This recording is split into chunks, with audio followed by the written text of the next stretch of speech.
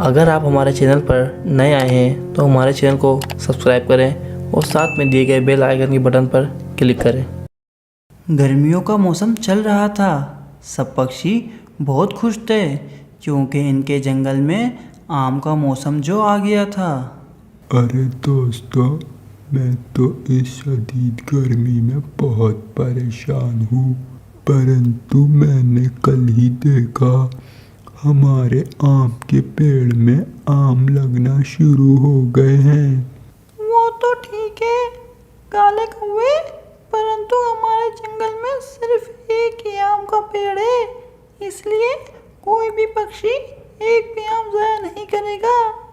चलो आओ दोस्तों, मीठे आम खाने चलें। सभी पक्षी आम खाने के लिए आम के पेड़ के पास चले जाते हैं।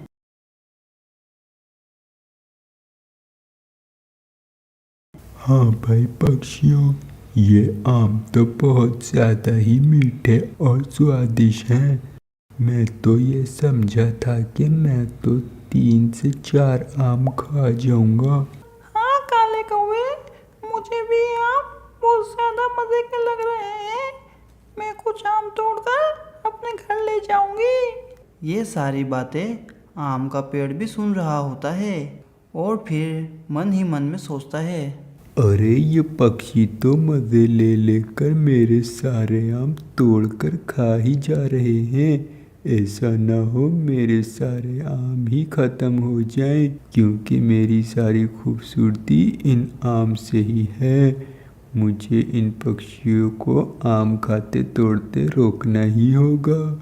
वैसे भी पूरे जंगल में सबसे ज़्यादा सुंदर पेड़ हूँ मैं। कहीं ये पक्षी मेरी सुंदरता मुझसे छीन ही न लें। अरे पक्षियों, मेरा ये आम तो सबसे ज़्यादा मीठा है और मुझे तो बहुत मज़ा आ रहा है आम खाने में। ये बात सुनकर पेड़ सोचता है कि इस तरह तो मेरे सारे आम खत्म हो जाएंगे। आम का पेड़ गुस्से में पक्षियों से कहता है, पक्षियों जल्दी नीचे उतरो, मुझे तुमसे बात करनी है। फिर ये पक्षी पेड़ से नीचे उतरते हैं और आम का पेड़ गुस्से में पक्षियों से कहता है, अरे पेड़ भाई, आप जोर जोर से हमें आवाज़ देकर क्यों बुला रहे हो? क्या बात है? एक तो गलती करते हो, ऊपर से पक्षी तुम मुझ पर गुस्सा दिखा रहे हो। बस मैंने सोच लिया है आज के बाद कोई भी पक्षी मेरा स्वादिष्ट आम नहीं खाएगा, वरना मैं उसको नहीं छोड़ूंगा। अरे पेड़ भाई, आप ऐसा कैसे कर सकते हो? हम पक्षियों को मीठे मीठे आम बहुत ज़्यादा पसंद है और वैसे भी साल में एक बार ही आम आते हैं। अगर हम साल में एक बार भी आम नहीं खाएंगे तो क्या खाएंगे? आम का पेड़ पक्षियों की बात नहीं मानता। पेड़ बहुत ज़्यादा ही घमंडी होता है और इसी कारण वो पक्षियों को आम खाने से मना कर देता है।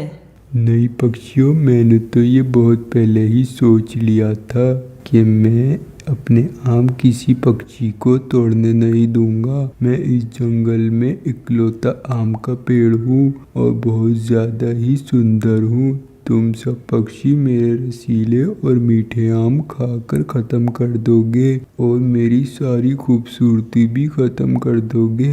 इसलिए आज के बाद कोई भी पक्षी मेरा एक आम भी नहीं तोड़ेगा। अरे भाई ऐसे कैसे? मैं तो ज़रूर आम खाऊंगा और मज़े ले लेकर खाऊंगा।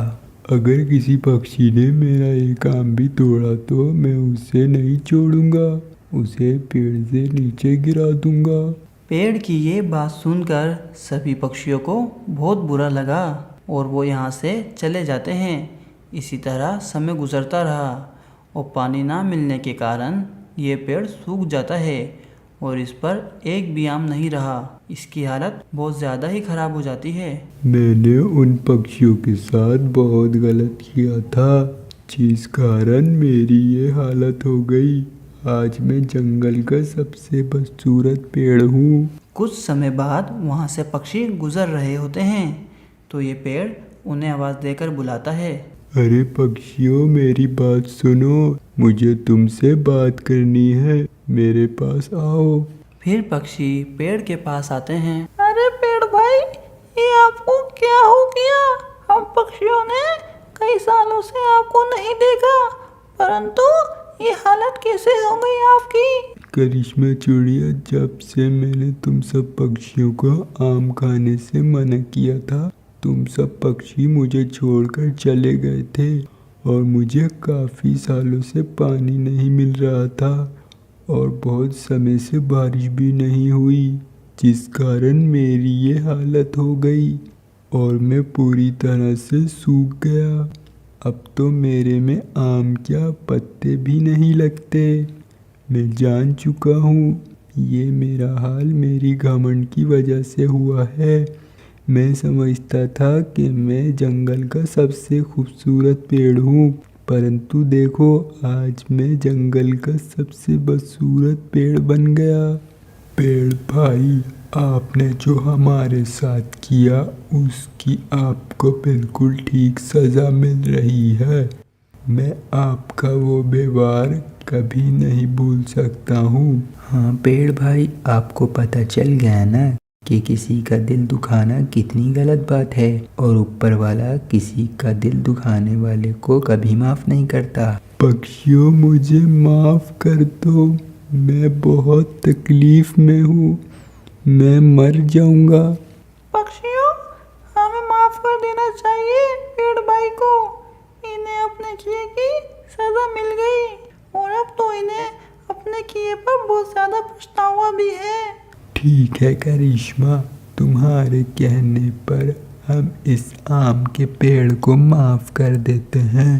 पेड़ भाई, आप बिल्कुल भी फिक्र मत करें। आज से मैं आपको समय पर पानी भी दिया करूँगी और आपका ख्याल भी रखा करूँगी। ऊपर वाला आपको जल्दी हरा भरा कर देगा।